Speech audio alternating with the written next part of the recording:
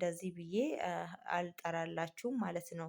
እና ሁሉም ሰው ለወሬ ነው ለወሬ ለፎሎ ዝም ብሎ ነው የሚንጫጩት እንጂ አንድም በስነ ስርዓት የሚያደርጉ ነገር እኔ አላይባቸውም እውነት ለመናገር ማለት ነው። ግን አንድ ብቻዋ ሆና በብዙ ውጣ ውረድ ብዙ ሊያጠፏት እየሞከሩ እየጣሏት እሷ እየተነሳች በብዙ ነገር ፊት ለፊት ላይ የምትወጣዋ ለብቻዋ ለዛውም ሀቢባ ናት ማለት ነው። እና እሷ ጋር መድረሱ ደስ ብሎኛል። ወይ እውነቱን ይወጣል ወይ ደግሞ አለም ወይ የለችም የሚባል ነገር ይወጣል ማለት ነው። እና ያው ባልተቤቷ እንደሰማችሁት ነው በሶስተኛ ቀኑ ነው አለች የሚባል ነገር የሰማሁት ብሏል ማለት ነው። ሀቢባ ጋር እንደዛ ነው ያለው። እንዲሁም ሳያ ነው ያወጣው ከሁለት ወር ምናምን በኋላ ሚዲያ ላይ ያወጣው እሱ ነው ብላለች። እስካሁን ለምን ሚዲያ ላይ አላወጣህም የሚል ጥያቄ ብትጠይቀውም እሱ ግን እኔ በውስጥ ውስጥ ሁሉንም ነገር እያጣራው ነበረ ሚዲያ ላይ ግን አላወጣሁትም የሚል ነገር ነበር ያመለሰላት የሀቢባ ባል ማለት የሀና ባል ማለት ነው። እና ሀቢባ ሀና እውነት ካለች እንደው ለልጇ ሲል አላህ ሱብሃነሁ ወተዓላ ለልጇ ሲል እንዲሁም ለእናቷ ሲል እውነቱን ያውጣላችሁ። እውነቴን ነው የምላችሁ እና ታውቃላችሁ አይደለም ሴት ልጅ በእንደዚህ አይነት ስቃይ ወንድ ልጅ ራሱ የማይችለው በጣም መጥፎ ቦታ ነው በረሃ ማለት። እንዲሁም ደግሞ የምትሰቃየው በደላሎቹ በጣም ከባድ ነው። ሴት ልጅ ታውቃላችሁ ምንም ነገር አትችልም ምላሳችን እንጂ ያን ያህል ጉልበት የለንም ማለት ነው። እና አላህ ብርታቱን ይስጣት በህይወት ካለች እንዲሁም ደግሞ አለሁኝ ይኸውናኝ ብላ የምትመጣበት ጊዜ ቅርብ እንዲያደርገው ምኞቴ ነው። በህይወት ካለች ነው። ከሌለችም ደግሞ እንደዚህ ከምንወዛገብ በቃ ቁርጣቸውን ቢያውቁ አሁን ቤተሰብ ራሱ አልቆረጠም በቃ ለቅሶ አንስቶ ቢሆንም እንኳን አሁን ግን በር በር ነው የሚጠብቀው። ምክንያቱም አይደለም አለች የሚባል ወሬ ተወርቶ ይቅርና መንገድ ላይ ሞቷል በቃ ቅበሩ እንደዚህ ያኒ ለቅሶ አንሱ በቃ ሞቷል ከተባለ በኋላ ራሱ እውነት አይመስልም አይደለም ድጋሚ በህይወት አለች የሚባል ነገር ተሰምቶ ይቅርና ማለት ነው።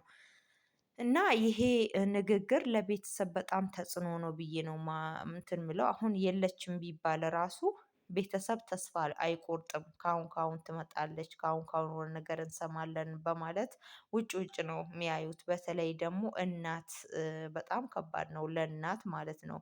እናት ታውቃላችሁ በጣም ስስ ጎኗ ልጆቿ ነውና አላህ ለእናቷና ለልጇ ሲሉ ሀቋን ያውጣላት።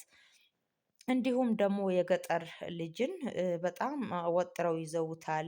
እንዴት በሱ ይበረታሉ? ለምንድነው ደላሎቹን የማይዙት ብሎ ብዙ ሰው ሀሳብ እያቀረበ ነው። በኮመንትም እያየው ነው ብዙ ሰው ማለት ነው። እና ያው እሱ አላየሁም ተብያለሁ ነው የተባልኩትን ነው ሚዲያ ላይ ያመጣሁት እንጂ በአይኔ አላየሁም እኔ ሀሊፌ ሄጄ ነበር የሚል ወሬ ቢያወራም ግን ደግሞ ተሰሚነት ያጣው የገጠር ልጅ ቲክቶከሩ ነው ማለት ነው። እንዲሁም ዩቲዩብን ነው። ያው እኔን እንዴት ትይዙኛላችሁ? እንዲሁም ደግሞ ከእኔ ቀደም ብሎ መሞቷን የነገረው ብሬክስ ነው ብሎ ልጁ አውርቶ ነበረ። ያው ብሬክስም ከየት ሰማህ እንዴት ሰማህ እንዴት ሚዲያ ላይ አመጣክ ብላ ሀቢባም ጠይቃው ነበረ ብዙዎቹ ታውቃላችሁ። ያን በጠየቀችው እንግዲህ ብሬክስ ያው ለሁሉም ስደተኞች መልእክት እንደምሰጥ ሁሉ የእሷንም እንደሰማው ነው የሰጠሁት የሚል መልእክት ነበረ ያወራሁት ያወራው። ግን ደግሞ ከገጠር ልጅ ልቅደም ቀድሜ ልናገር እሱ ይቅደመኝ እኔ ልቅደም አላውቅም። ነገር ግን ለማንኛውም የስደተኞች ድምጽ እንደመሆነው አንፃር እሷንም እንደዛ ብዬ እንደሰማሁ አውርቻለሁ የሚል መልስ ነበረ ያወራው። በጣም ከባድ ነው። ብዙ ሰዎች ተጨመላልቀውበታል።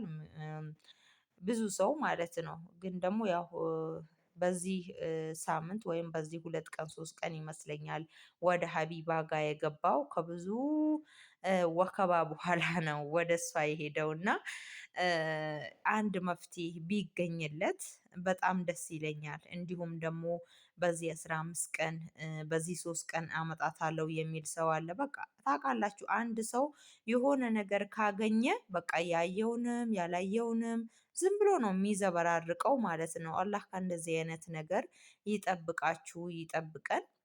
በጣም መጥፎ ነው ወላሂ በተለይ እናትየውን ሳስባት አላቅም ማለት ነው። በቃ ምን ያህል ልቧ እንደዚህ ቢንሰፈሰፍ ነው አሁን ከአሁን መጣች አሁን ከአሁን አገኘናት እንደሚሉ ተስፋ ነው እያደረጉ ያሉት ማለት ነው።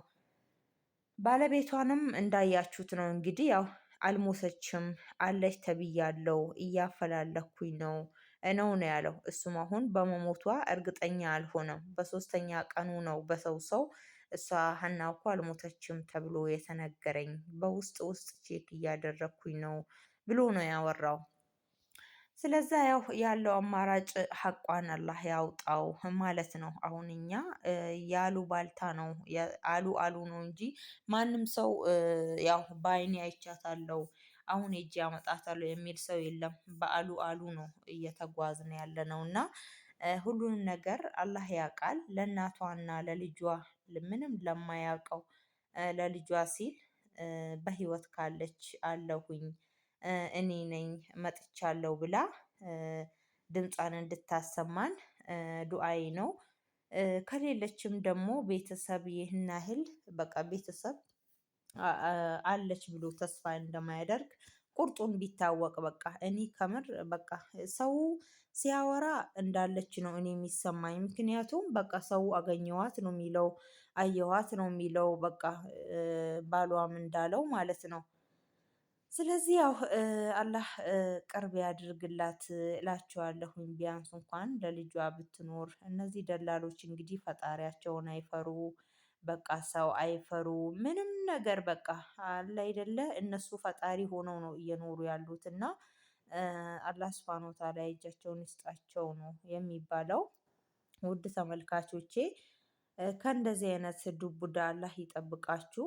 በሰው ሀገር ያላችሁ ሁላችሁም ራሳችሁን ጠብቁ ከመጥፎ ነገር። በተለይ አሁን እሷ አሁን ያው ሰርቼ ልጄን አሳድጋለሁ ከመሸማቀቅ እወጣለሁ ብላ ነው ደካማ የመሆኗን እያወቀች ከመጣሁም መጣሁ ነው ካለሁም አለው ነው ከሌለሁም የለውም ነው ብላ ነው። ቲክቶክ ላይ እንደውም ከተገናኘንም ተገናኘን ካልተገናኘንም የመጨረሻ ቪዲዮ ነው ብላ ለቃ ነበር አይታችሁት ከሆነ። እና ያው ተስፋ ቆርጣ ነው የሄደችው ካመጣውም መጣው ነው ካልመጣውም አስቡት ማለት ነው። እና ያን ሁሉ መስዋዕትነት የከፈለችው ለሂቃማ ነው። የእውነቴን ነው የምላችሁ እና አላህ እንግዲህ ምንም ማድረግ አይቻልም። አላህ ከጎኗ ይሁን ካለች ነው የምላችሁ። ውድ ተመልካቾቼ ሁላችሁንም አመሰግናለሁ። ለምታበረታቱኝ እንዲሁም ለምትወዱኝ መልካም ሀሳባችሁ ለምትገልጹልኝ ለሁላችሁም እጅግ አመሰግናለሁኝ። አሁንም ይሁን ነገም ከነገ ወዲያም ሁሌም እንድታበረታቱኝ በአክብሮት እጠይቃችኋለሁኝ። የዛሬው ቪዲዮ እንግዲህ ይህንን ይመስል ነበረ። ወዳችሁ ፈቅዳችሁ ስለምትከታተሉኝ አመሰግናለሁ። ባይ ባይ